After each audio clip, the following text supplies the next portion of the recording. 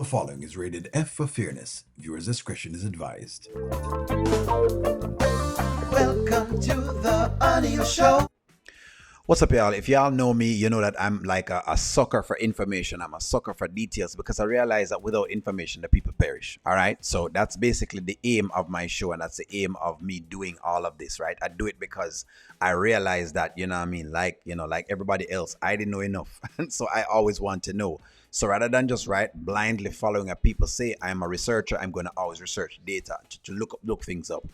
So Charlemagne the God, currently does the Breakfast Club, and that's basically a podcast, right? So hey, there you go, we're able to find that out. So we're gonna kind of check out what Charlemagne is making now compared to Charlemagne before now, right? So if you look at Charlemagne's deal, in Charlemagne's deal he currently holds like about like 51% share, right? And I think he has something called the Black Effect Podcast Network. That is basically Charlemagne's company. That's a company he's spent on to form and to build.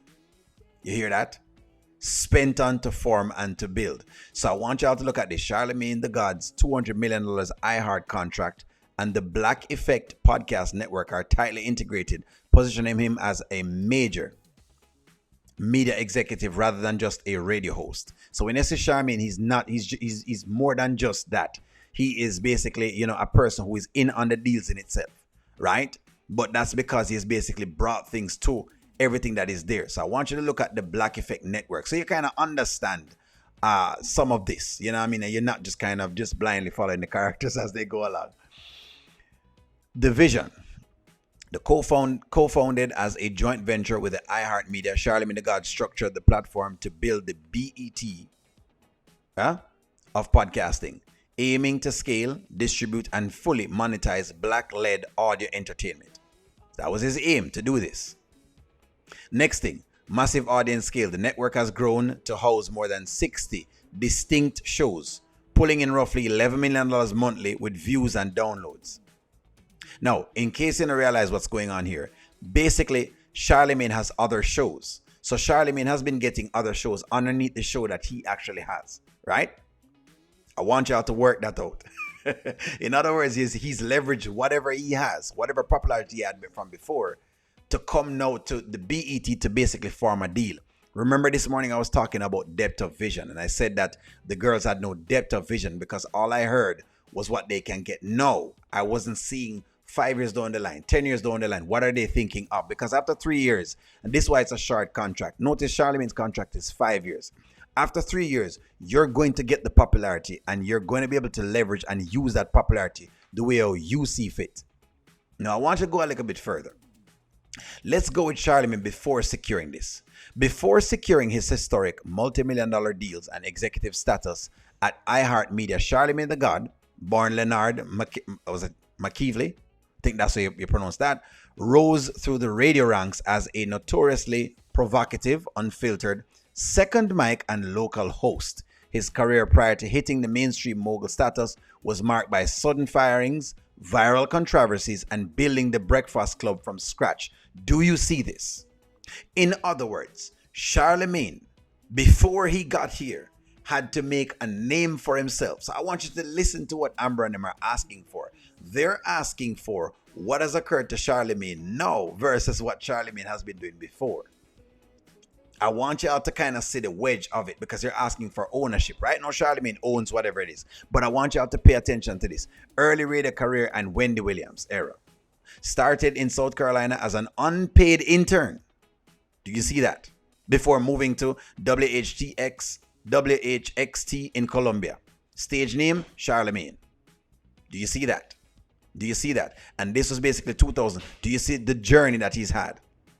Big break. Moved to New York in 2006 to serve as a co-host or a second mic on the Wendy Williams Experience on WBLS. In those times, Charlemagne was just being paid. So if you realize what's going on, Charlemagne has been building himself up so till he's at the point where he can own a podcast. I just want y'all to understand this because the ladies are asking for ownership.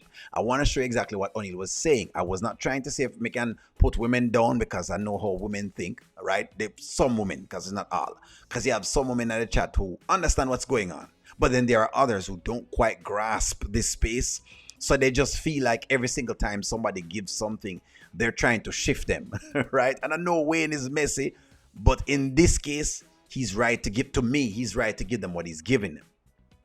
Let's go at it. The major firing, right? The first major firing.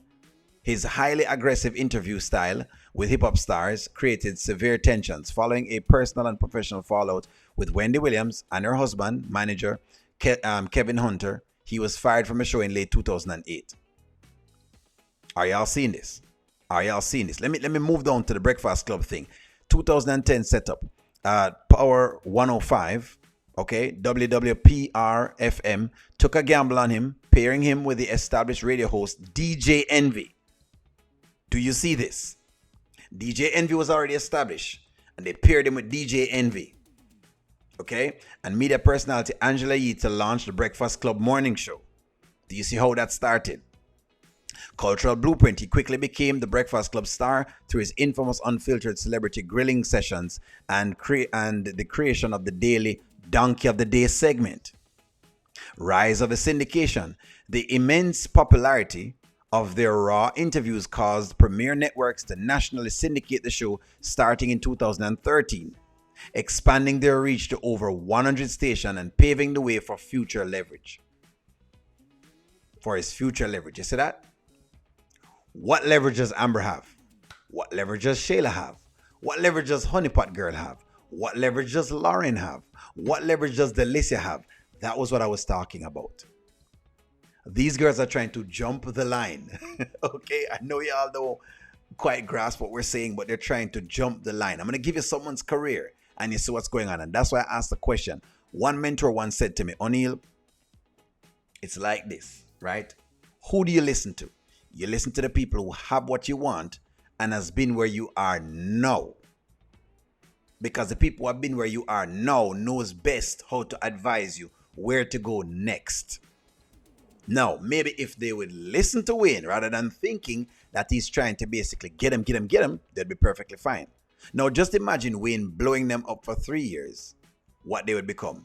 Now, we know it's a skit, but I'm just showing it because based on how people are arguing, you could tell how people would operate in some of these sessions. That's exactly why we're doing all of this. But I just wanted to pinpoint that to you so you had an understanding of how these things work. Friends, hope you find the content valuable. Like, share, comment, subscribe. I'm going to talk to you all soon.